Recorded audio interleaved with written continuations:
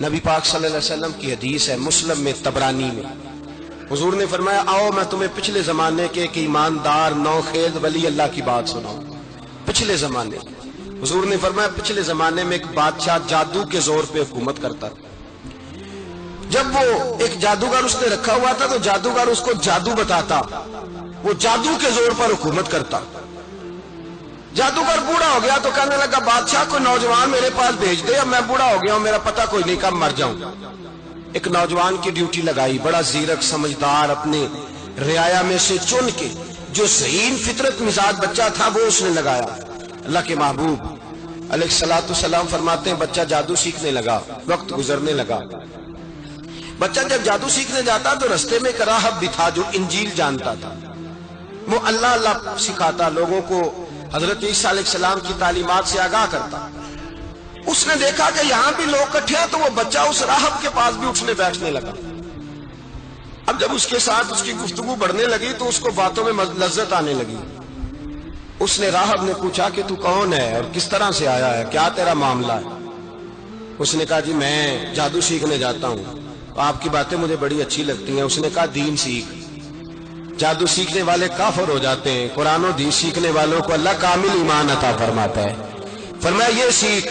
بچہ بیٹھنے لگا، اس کے پاس آنے لگا، باتیں دل میں گھر کرنے لگی۔ ایک وقت آیا کہ مسلمان ہو گیا، اور مسلمان کیسے ہوا؟ بچہ کہتا میں تجربہ کر کے ہوا۔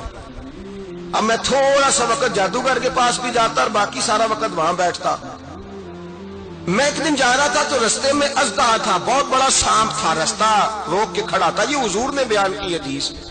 نبی پاک صلی اللہ علیہ وسلم فرماتے ہیں بچہ کہتا ہے کہ رستے کے اندر سانپ ہے، رستے بند ہے، لوگ چھتوں درختوں پہ چڑھے ہیں، راش ہے۔ کہتے چھوٹا سا روڑا میں نے اٹھایا تو میں نے کہا اللہ اگر جادوگر سچا ہے تو اسے مار دے۔ چھوٹا سا روڑا میں نے پھینکا، اژدہا کوئی نہ مرا۔ پھر چھوٹا روڑا اٹھایا، میں نے کہا اللہ اگر وہ عالم سچا ہے تو اسے مار دے۔ اب جب میں نے روڑا مارا تو اژدہا مر گیا۔ میرے اندر سے گواہی آئی نہیں دین کی باتیں سچی ہیں، نہیں قرآن کی باتیں اسلام سمجھانے کے لیے عرض کر رہا ہوں، اگرچہ اس دور میں انجیل کی، اللہ رسول کی باتیں اچھی ہیں۔ کہتے میں مسلمان ہو گیا، اب میں نے راہب کے پاس ہی رہنا شروع کر دیا، جادوگر کے پاس چھوڑ دیا، اس بچے نے آنا۔ بادشاہ پوچھتا کہاں زیادہ وقت گزارتے ہو تو وہ بات گول کر دیتا۔ وقت تیزی سے بڑھنے لگا، اللہ نے اس نوجوان میں طاقت پیدا کر دی۔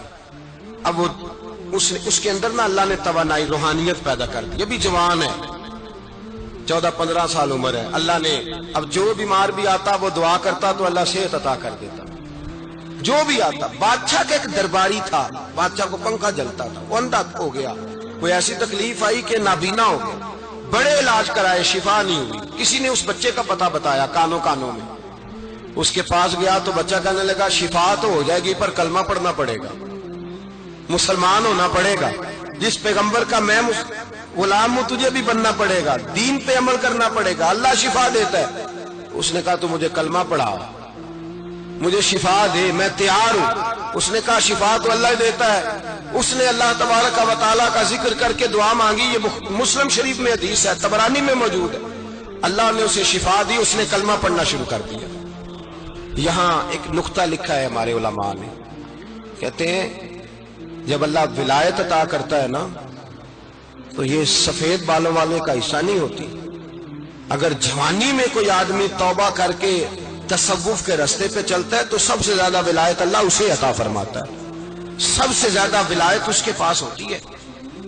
ابھی اس کے بال کالے ہیں، چڑھتی جوانی ہے، دعا کی تو اللہ نے، اور حدیث پاک میں موجود ہے کوڑے آتے تو شفا یاب ہو جاتے، اندھے آتے تو شفا یاب، برس والے آتے تو اللہ سے دے۔ جوان ہے، بادشاہ کے پاس وہ واپس گیا، وہ جو آدمی جس کی آنکھیں ٹھیک ہوئی تھی۔ بادشاہ نے پوچھا کہ کیسے شفا ملی؟ تو کہنے لگا میرے رب نے شفا دی ہے۔ بادشاہ سجدے کراتا تھا، اپنے آپ کو منواتا تھا، معاذ اللہ، کہنے لگا میرے علاوہ کون رب ہے؟ اس نے کہا وہی رب ہے جس نے تجھے پیدا کیا ہے، اور وہی رب ہے جس نے مجھے اندھے کو آنکھیں دی ہیں، وہی ہے میرا مالک۔ کہا اچھا تو مجھے نہیں مانتا؟ کہا نہیں میں اپنے رب کو مانتا ہوں۔ بادشاہ نے اسے سزا دی، ستایا، اس نے بچے کا پتہ بتایا، پھر بچے کو بلا کے ستایا تو اس راہب کا پتہ بتایا، راہب بھی قتل ہو گیا، نابینا بھی قتل ہو گیا۔ بادشاہ نے کہا سپاہیوں سے اس بچے کو لے جاؤ اور پہاڑ کی چوٹی پہ جا کے نیچے پھینکو تاکہ مر جائے۔ بچہ پہاڑ کی چوٹی پہ گیا تو ہاتھ اٹھا کے کہنے لگا یا اللہ میرے لیے نہیں اپنے لیے، میرے لیے نہیں اپنے لیے انہیں اپنی قدرت کے جلوے دکھا، میرے لیے نہیں۔ اللہ کے بندے اپنی جان بچانے کی دعائیں نہیں مانگتے، اپنے لیے انہیں اپنی قدرت کے جلوے دکھا۔ یہ دعا مانگی، جتنے لوگ ساتھ آئے تھے وہ سارے زمین پہ گرے اور سب مر گئے، پہاڑ سے گر کے مر گئے۔ بچہ واپس سیدھا بادشاہ کے پاس کہنے لگا لو بھائی میرے رب نے مجھے بچا لیا ہے۔ جوان کا ایمان دیکھو، میرے رب نے مجھے، بولو میرے اللہ نے مجھے ایمان کی گواہی دے رہا ہے، میں بچ گیا ہوں، تو جھوٹا ہے، میرا رب سچا ہے۔ اس نے کہا لے جاؤ اس کو دریا میں، کشتی میں بٹھاؤ، بیچ دریا کے جا کے دھکا دے دو۔ بیٹھے کشتی میں، دریا کے بیچ گئے، اور جب جا کے وہاں اس کو دھکا دینے لگے تو اس نے کہا اللہ میرے لیے نہیں اپنے لیے انہیں اپنی قدرت کے جلوے دکھا۔ بس ایک طوفان سا آیا، جتنے سپاہی ساتھ آئے تھے ڈوب کے مر گئے۔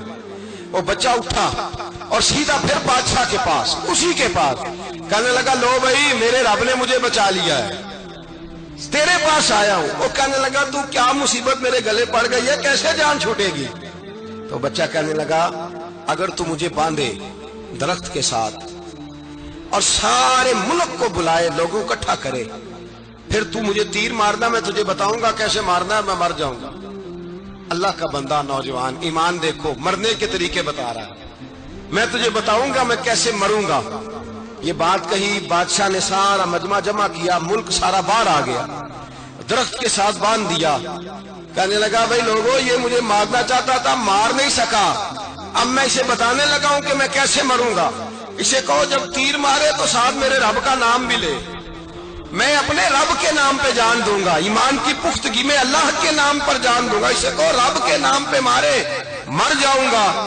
بادشاہ نے اللہ کہہ کے تیر مارا، پیشانی میں لگا، بچے کی روح پرواز کر گئی، جتنا مجمع کھڑا تھا سارا کلمہ پڑھ کے مسلمان ہو گیا، سارے مسلمان ہو گئے، سارے۔ میرے رسول پاک سید عالم صلی اللہ علیہ وسلم نے نوجوانوں کو بتایا